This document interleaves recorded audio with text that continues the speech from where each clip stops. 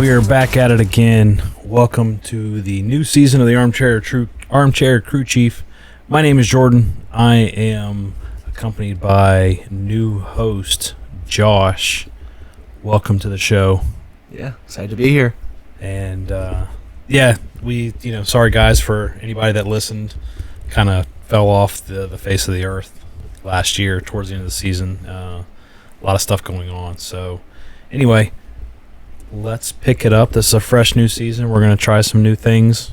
We have one more person that might be joining us later on. So hopefully this will provide more interaction and more than just me talking, or, we'll get some good talking hopefully going on back and forth. So we're sitting here. It is a Thursday evening. I have the duels going on in the background muted. And this is number one of the season, catch up right before we get into Daytona and run from there. So just a quick recap on the end of the season. Joe Logano won his third championship, and Martin Truex Jr. retired. So that's the big thing. And then we have some people coming around in new places, new faces, because we had Stewart Haas come out and shut down pretty much, so they're not around anymore. And then we had a couple other people move around from Front Row Motorsports and so on. So just kind of recap it, and we'll talk about what's going on here. So we have Gregson will drive the 4 for Front Row Motorsports. Haley is going to be continuing in the 7. That was a big cluster, in my opinion, mid-season to swap everybody out there. So Ty Dillon is going to race for Colleague. They took Hemrick out of the 10 car and they put Ty Dillon in there. Allmendinger is going back into Cup Series. I think that's going to be a big win for him, and for Colleague to have somebody experienced in the car to know what's going on, and see how they can push it. Then we have Briscoe's moving over to the 19 after Truex retires. Josh Berry is continuing the storied Wood Brothers in the 21. Gilliland's changing numbers with Front Row. He's still there. Riley Hurst moving into a new charter for 2311, running the 35. Zane Smith is running for Front Row now. Cole Custer, the lone Stewart Haas car, Haas factory team, will drive the 41. That's going to be an interesting one. Cody Ware coming back to run the 51 after his, lack of a better term, legal mishaps and everything that happened there. And then Priest moving over to the 60 for RFK. McDowell, big jump to Spire. That's going to be something interesting to look for, moving from Ford to Chevy. SVG is making his debut in the Cup Series full time. I mean, he did run a little bit. And then LaJoie, he is betting on himself, as he likes to say, and he's going to be running the 0-1 for a few select races. Daytona, he's running at, I believe it's Atlanta. Atlanta. Bristol, I think, is another one that they said. Those are the 3 that he came out and said for sure. Yeah, that he wants to qualify in for. But yeah, I think the biggest one that I'm looking forward to is to see what Gregson can do, because he was running pretty good back before everything happened, and then Stewart Haas decided to sell off, and it's almost like they just kind of dove down into the nether regions. And then Briscoe in the 19. The only thing that's kind of iffy about that is very critical of James Small and how he ran the 19 team last year. So, yeah, I mean, I don't know. What are your thoughts on this, Josh? Yeah, I'm excited for Briscoe. I hope he does well. We'll see what the crew chiefing does, but I'm excited to see how he'll do. Got a good head on his shoulders, so we'll see if that can carry through the season when the crew chief gets to make changes and choices throughout the racing. I mean, he's obviously doing well so far at Daytona, so he's got speed. He just got to put the whole package together. Right. Big props for LaJoie to stepping back too from the 51. And I think it was Dale Jr.'s niece calling him a whiny little, you know what? Yep. Because of his Bob Pockris interview, and he pretty much said in his podcast, Bob Pockris does the whole nipple twist, Yeah. which I thought was pretty funny. Yeah. But yeah, I think that one. I don't know about Priest. I'm not a big fan of Ryan Priest. I don't know what he's going to do. I didn't really care for him in what he was in before. So I mean, I know he's a good short track driver. Yeah. But he hasn't impressed me in the Cup Series. No. And I think from what it sounds like he's got the skills. He just needs to put it together. But it's one of those guys, like, I don't know, even if he's fast, maybe you still don't like him. Like, he might be good and fast, but he's not real personable. Like, no one really likes him that much. Yeah. So he might be fast. They say he's got a lot of skill. He should be able to do it. It's just he's got to get on the right team, get the right package going. Yeah. So, I mean, he's got Grandpa Keselowski. He looks like an old grandpa there. yeah. He's getting old. Yeah. But I think that one. See what Kaulig can do. I mean, Allmendinger coming back to the 16, as I was saying, I think that's going to be a good move. It seems like Kaulig took a dip down whenever they moved up into the Cup Series, and they haven't. Even the Xfinity Series was struggling a little bit. I mean, they picked it up just fine now, but yeah, I don't know what to think about that one. Yeah. Ty Dillon, I'm happy to see him kind of do well outside of the Childress stuff, even though they are ECR engines. But those are the big ones that I think. I mean, other than that, I like to see Josh Berry do well. I'm kind of like on that with Junior. Yep. Yep. Him and SVG. I want to see them both do well. Yeah. We'll like what TJ was talking about on Dell Jr. How many road course races do we have? Yeah, it's 3, 4. Something like that. I think it's actually more than that now. Oh, maybe, yeah. If you add in all the other city courses that they Mexico, Chicago, Sonoma, Watkins Glen. There's 4 at least there. Yep. And then you got Circuit of the Americas. That's 5. Right. So you're looking at maybe SVG getting at least 4 wins. Him and McDowell, I think they're both going to be. Yeah. That's going to be good racing there. Yeah. It should be very good as long as NASCAR doesn't do what they did last year at Circuit of the Americas. Yeah. So yeah, that's pretty much the drivers in new places. New rules coming out. They adjusted the damaged vehicle policy. I like this move. That we're kind of going back to the older style where if your car's damaged, you can take it back to the garage and work at it and come back in.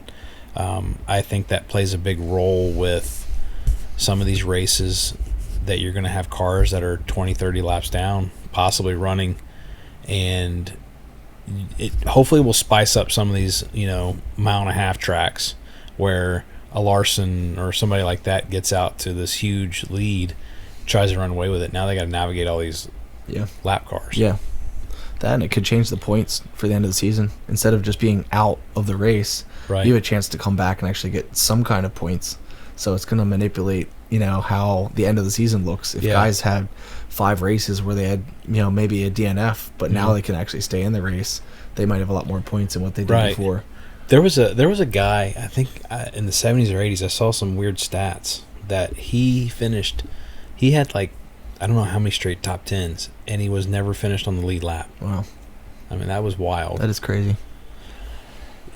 But yeah, so the playoff waivers, no more playoff waivers.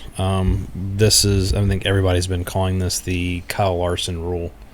No playoff waivers for this. If you decide to miss a race, unless you're hurt, I think is what it is, then you lose your playoff points and so on. So, I'm iffy on it because I see what Larson was doing. Yeah. But at the same time, like this is another one that if you get suspended, this happened to Chase Elliott when he turned down on, I can't remember who it was, Denny Hamlin, the Denny Hamlin Chase Elliott thing. As soon as Elliott got suspended, what's the first thing they did? Apply for a waiver. Yeah. I mean, no, you don't get a waiver for being suspended. Yeah. No, I think in general it's a good rule. I think there's definitely exemptions that might get excluded from it. Kind of like what Larson was doing with the double header. It's like, he missed the race because the first race got delayed. Like it was just kind of like, it's kind of a mess. But that's promoting the sport. That's building the sport bigger. It's getting a lot of publicity. So I can see that there would be exemptions to it, but I think in general, yeah, you can't be missing races. I mean, that's just part of the deal. Yeah, right, exactly. Open exemption provisional, an extra 41st spot in the Cup Series field for world-class drivers. So this does not include people like Jimmy Johnson or Martin Truex Jr. or somebody to that effect that's going to come in and run the race. This is somebody like Helio Castroneves. Mm-hmm. If Lewis Hamilton wants to run NASCAR, Yep. he can get this provisional. Yep, kind of gives them a spot to be in. Right, Yep. But apparently this was, I mean, even Mike Joy was saying this is something new for this year. Apparently it was in the rule book, like nested in the rule book before. Okay. Something to do with a provisional like this. So, practice and qualifying is changed around. I don't know too much of the details on that one, but it looks like they've already made a big splash with Daytona having a practice session before qualifying, which since 2020 we haven't had that. Yep. The performance obligations rule, the 100% rule, has been hit higher, and there's also another rule added to a similar effect of this, where they're gonna start dinging people if you don't give it your 100%, but then also if you're sitting there trying to play like they did at Martinsville last year, this person is dropping down pretty hard, I need to stay behind them so they can keep their points, which that was stupid in my opinion. Yeah, and like anything, I heard them touching base a little bit on Stacking Pennies about like the words they use to make the rule are still gray. Like it doesn't really like make it black and white. It's still pretty gray as to like what they mean, because it's like, okay, for the driver's benefit. Okay, well, maybe getting his teammate in the playoff is for his benefit. So very true, yeah. It's kind of gray. I think they're still going to enforce it like they want to, but they've written it very gray to where they don't want to be like too set in on one way. Yeah, very much so. Let's see, OEM penalty structure. Clarified penalty structures for rules violated made by OEM manufacturers. I think this is pinpointing the whole idea of these guys that have gone in and changed tolerances on parts or started making their own parts without it being approved. And then I guess this one also goes along with the DVP Should policy. Just called out the Hendrick rule, or yeah, right. Because it's them and Colleague were the ones that got hit the most, and they're right. It's kind of interesting. That reminds me of that one time that Harvick, I think it was Harvick, won, and people were complaining about his rear windshield dipping down, and so he goes after he wins and smacks the back of it, saying, "Look, that's legit." Yep. So let's see. Then we have the garage work procedure. I think this is going to bump off with the DVP and so on. New procedures out there with that. So that's pretty much a rough update of what's going into this season on stuff. Moving a lot of changes, really. Yeah, a lot of changes. I mean, we're going international. We're going to Mexico. Yep. They've raced in Mexico before, but more as a what's the right word? Like exhibition. Yeah, there you go. Yeah. Same thing with like Japan and so on. Mm-hmm. It's exhibition race, and I don't think there's a move for. I don't think we should be expanding more out there. I think we need to be focusing more on the States. But like they were saying on Dale Jr. Download, it's one of those things that they don't have ovals really. Oval's not a staple. That's the road courses and all that, and that's what people don't like. Yeah. Just sort of the ovals, I guess, came out of the South. It's just like it's the way they raced in circles, and right. It hasn't really spread. It never that the origins aren't in other countries for ovals. Which is wild because everybody knows the story with NASCAR Run and Shine, and that was just a straight drag almost, I guess, to get to everything else. So I mean, it's one of those things. We'll see what happens. I don't think they're going to go super crazy, and go forward with that. Like the Clash they had. Listening to Chase Elliott talk about the Clash, he liked it at Bowman Gray better because the turns were wider. Yeah. Instead of being inside a football field, it was the track around the football field. So, I don't know. I see some room for that. Move the Clash around. I mean, I know the purists are going to want it back at Daytona. Yeah. But no, I like it. I like it going to different small tracks. I think make it a best of the best. Make it your top guys. Make it a smaller race, and make it at these cool little local tracks. Give them give them some funding. Make them fix it up, and it'll kind of revitalize the short tracks too. Yeah.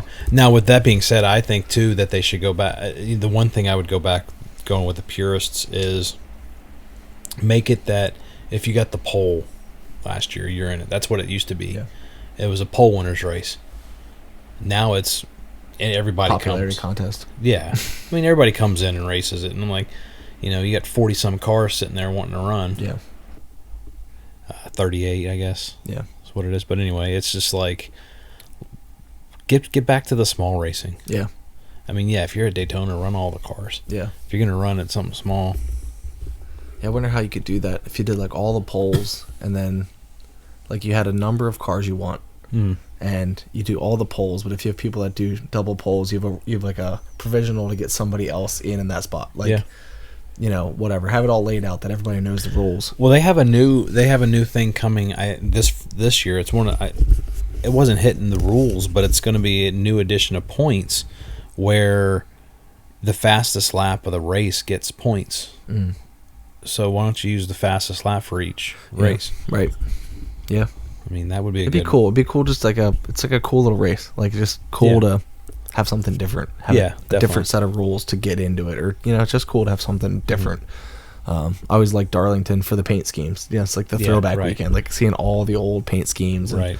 I kind of like that. There's a lot of history at the NASCAR, so it'd be cool to like do something and hit short tracks and do that kind of thing to show the history, It'd be kind of cool to go back out like Midwest where it struggled to see if maybe it can be revitalized. Yeah.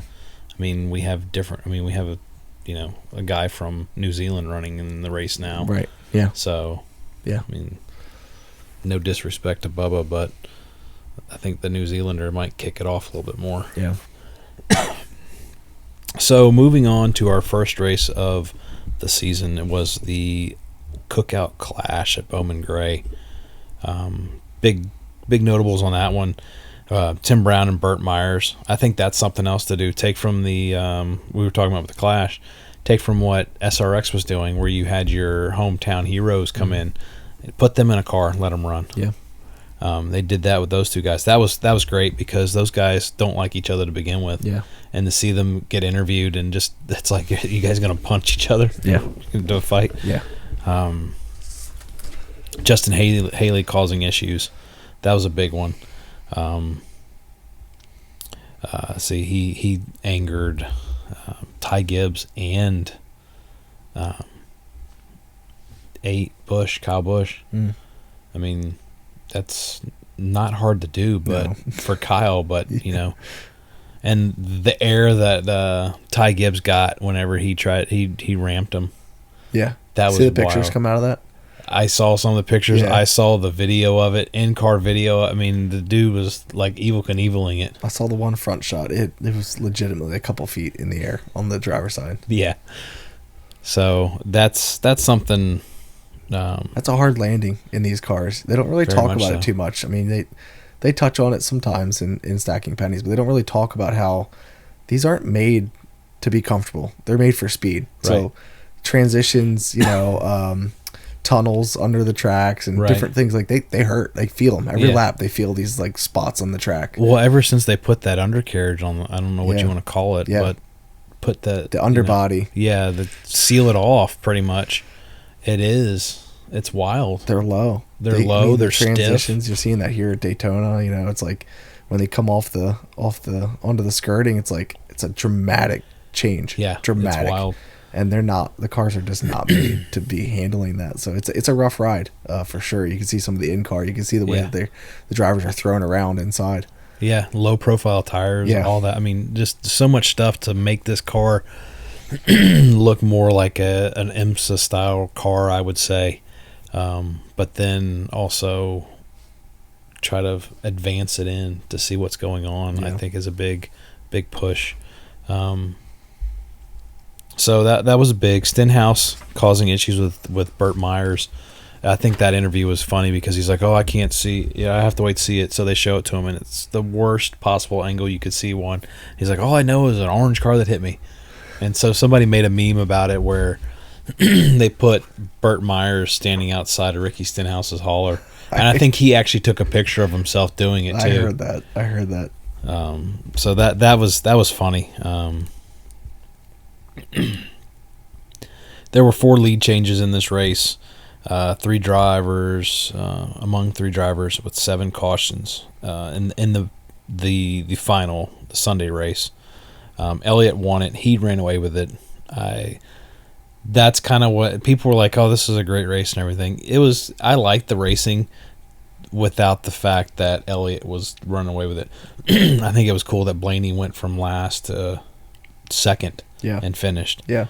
Denny was in there third. Joey Logano, Bubba Wallace, Ross Chastain, Cindric, Reddick, SVG, and Buescher lay out that top. And I mean, we don't go to races like this. The closest thing is, Bristol probably, I would argue, on how the track is, but that's flat, and Bristol's not flat. Yeah.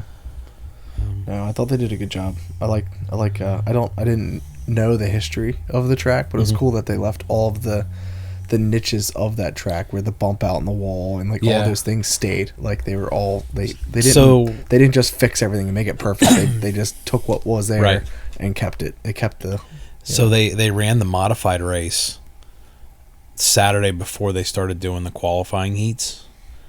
And some of those guys were not used to losing part of their track, so they put the safer barrier in there, and they're trying to hit a spot right in the track where they know they hit it, and that's how they run it. And that safer barrier's there, and it messed them all up. I didn't see any of that, but I believe it. I mean, it comes out about 3 feet, right? Safer barrier, something like that. Yeah. So that's a lot on a racetrack, especially when you're there every weekend. Yeah, it definitely. These Cup guys, they see a track for a week and then they don't see it for a year. But when these guys are coming out every weekend racing the same deal, you get kind of used to what you know. Yeah, and the fans there are hardcore because, I mean, even the little kids were giving the middle finger to people. Yep, I saw clips of that. Bubba got it a lot. I think Kyle Busch got it a lot. Yep. And that's hilarious in my book. That, I mean, I don't want my kid giving the middle finger to anybody, but still. It just shows you the passion that they have for the racing down there. Yeah, definitely. So that laid out the Cookout Clash, and then we started setting up for Daytona 500. We had a little breaks to see the Eagles beat the brakes off of the Kansas City Chiefs, and then we move into the 500 where Wednesday we had our qualifying, and then we had the clashes or the duels are going on right now as we are recording this. Qualifying was interesting. It was our pole winner was Chase Briscoe. It's the first time a Toyota's ever gotten the pole at Daytona. And then you had Ryan. Was it Ryan? No, not Ryan Preece. I can't. Cindric got the second spot. Okay. Yep. So. How long have Toyotas been around? I can't believe that they've never gotten a pole. 2000s, mid 2000s. Okay. Wow. So 10 to 15 years. Yeah. Wow. This is the first time Joe Gibbs has gotten it since Labonte won the pole in the 90s. Okay. Was that Bobby or Terry? I think it was Bobby. Okay. But I mean that's running Chevys too. So yeah. It was impressive. He was fast. I mean he was like a tenth of a second faster than everybody else. That's a lot. Was wild. It's a lot. Yeah.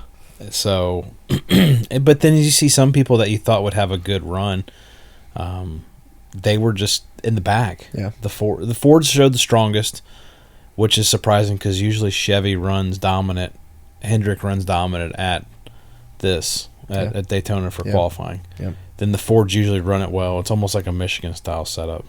The Fords dominate Michigan almost. So yeah, that was good to watch. Difference and changes to that. We do have our open drivers were Anthony Alfredo, Justin Allgaier, Helio Castroneves, Jimmy Johnson, Corey LaJoie, B.J. McLeod, Chandler Smith, Martin Truex Jr., and J.J. Ellie. The Chandler Smith thing, I can't remember off the top of my head. Mike Wallace, I think it was supposed to run that car, the 66. And NASCAR came out to him and said, you can't run it. You haven't been around this new Gen 7 car. You haven't been around NASCAR for a while. You're not eligible to run this. Wow. So they had to dump Chandler Smith in the car. Last minute change. So the two people that got in Wednesday based on speed were Jimmy and Truex, which, I mean, in my books, no surprise. Truex is running with Cole Pearn, and then it's Jimmy Johnson. He's gonna, if he can get that car tuned out, he'll be fine. Is Truex going to race anything else this season? I don't think so. Yeah, just doing a 500 and. It would be kind of cool to see him pop up somewhere like Dover. Yeah. Especially if Ryan's running again. Yeah. And see if they can do the brotherly sweep again. Yeah. But he hasn't really talked too much about that. Yeah. I mean, Coach, I remember in the press conference last year, Coach pretty much said, you have a seat somewhere, or we will make a seat for you somewhere if you want it, whenever. So I think because the whole knowledge of him in a car is a lot better than, or it helps and it's beneficial. So Fox is just showing the flip of Ryan Preece 2 years ago, I think it was, whenever he hit the grass in the back before they repaved it. Flipped around because they just had a nasty wreck in the duel. Saw a tire blow. I guess they would have said that Bowman would have done the same thing. I don't know, because he was sliding out in the back. But anyway, that.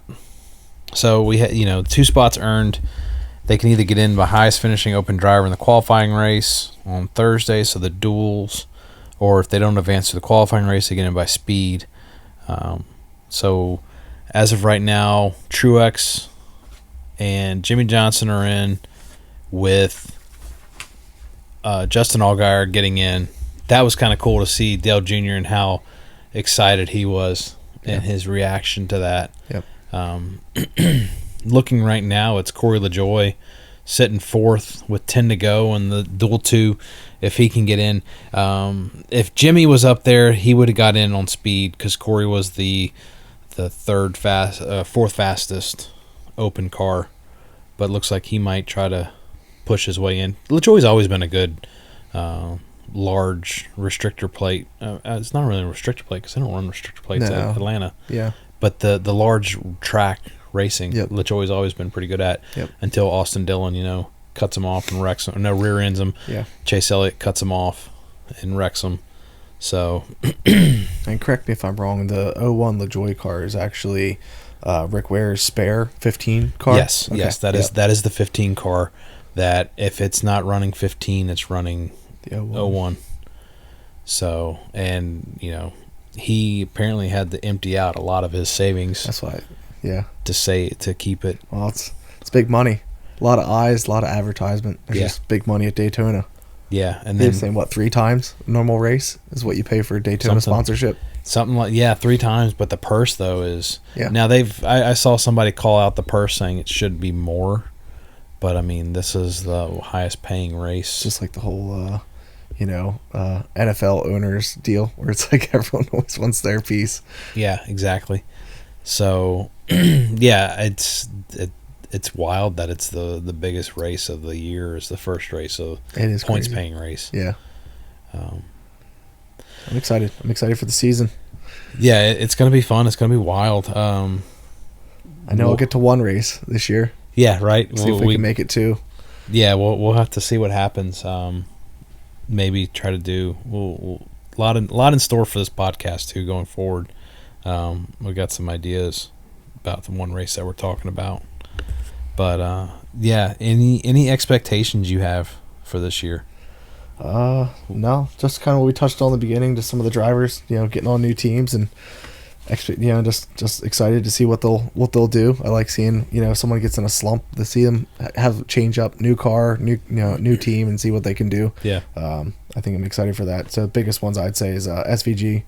I'm excited for the most probably, and of course LaJoy. I'm excited to see what he does in the races. I hope he qualifies at everything he tries to. I hope he gets into the race at least. But between them two, I think they're probably my faves. But yeah, just looking forward to a good season here. See what the new track at Mexico, and see how that all plays out. That'll be interesting to see. Yeah, for sure. Way too early. Championship 4. Who do you got? Oh, I don't know. I think I don't know. That's tough. I would say. I mean, I feel like number 11's got to be getting in one of these years. He's got the skills. He just can't put the whole season together. It seems like. Yeah. Bell. I think he's definitely a contender. Yeah. I mean, if Briscoe continues on, I'd say he could be. He'd be a long shot. He'd be your big bet. If right. Your plus 1,000. Kind of sports betting deal thing there. So, yeah, probably those 3, and then I don't know. I'll throw McDowell in there too. Wow. Okay. He's been around for a while. He knows what to do. I think he just needs to get the support from a team and put the whole package together. But with all the road courses we have now, that plays a big factor in points at the end of the year. It's not just a bunch of circle track guys that get thrown into a left end right hand turn track. I mean, these guys are they're very well rounded drivers. So. We have 6 because I forgot about the Roval. I just remembered it. Yeah. So 6 road courses this year, and the cars are made for it now. Yeah, exactly. It's not like you're trying to limp a car through a track it should never be on. Like these cars handle road courses very well. Yeah, they're made for it. Probably too tough at times. They're a little too durable, I'd say. Yeah, that and the whole 1.5 miles. I think they need to expand it out to. And it's hard to please a car for all of them. Yeah. So, but I think they try with the longer these cars are out, we'll see the packages they come out with. They keep modifying short track packages. They keep modifying, all these different things with different, wings on the back or minimum heights and all this different stuff. I think. You give it some time, they'll probably perfect it, and then just about that time, they'll be ready for another car. Yeah. It's a bold move for Cindric, staying up front, not going to the back. Very bold move. I think that you're going to have your usual suspects. I think Larson's going to get in there. There's going to be a Penske car in there, so there's 2. And then I think the other 2 are going to be Gibbs. Yeah. Probably, I don't think Denny's going to do it. I think it's going to be Christopher, and I think it's going to be Briscoe. I'd like to see Ty Gibbs break out and actually get a win this year. Yeah. If he can refrain and control himself, he's done a lot better. I feel like he was so close so many times. Yes. Yeah, for sure. But, yeah. And who are you picking for the 500 winner? Ooh, I don't know. I mean, Briscoe's showing speed. I mean, that's a chance he could do it. I mean, really anybody can, as long as your car's somewhat set up correctly. I mean, it's you get behind one big crash. I mean, anybody can almost be a winner of the Daytona 500. So, not to rag on McDowell or Stenhouse, but that's pretty much how they want it. Yeah. So I mean, Cindric too. Yes. So yeah, I mean, I think anybody can. I think the guys that'll be up front are definitely the highest chance of winning. Your classic big race teams. Hendrick and Gibbs and all them. But I'd love to see maybe a fan favorite. I'd love to see. I'd like to see Blaney win again. I like Blaney. Mm-hmm. Yeah. I mean, my top 4. Thinking back, like you said, my top 4. I think they were all very high risk. High risk, high reward is what I picked. Like it was guys that could do it, but the likelihood that they will is probably slim. But I think they all underrated guys that have a really good chance of doing something this year for the championship 4. Yeah. But yeah, you always got, follow the money. That's where speed's going to be. So you always got your Gibbs, your Hendricks. Those guys are always going to be fast. Yeah. They just have the equipment to be fast. And then they get the good drivers. They get the fast guys. So But no, it'll be exciting. This car really changed a lot for. Yeah, I think every car does that. It changes it to where everyone's on the same playing field for a period of time. Yeah, just as long as it doesn't look like that horrible looking car tomorrow. I know. That was the ugliest car I've ever seen on the track. Yeah. Yeah, no, I think that's some all very valid points. Sports betting has, I think it's they said Kyle Busch's time. Put some money on Kyle Busch. Huh. He's like plus 1,100 or something like that. Because he had such a bad year last year, they're just trying to make up ground, or maybe. They said he's the last few races he hasn't finished less than like fifth, I think it was, or something like that. I mean, yeah, we were kind of talking about it, before we hopped on the podcast. But it's like, you can have a really good average finish and not ever just like get to the front, end in first. Yeah. At the end of the year, like he's a really good driver.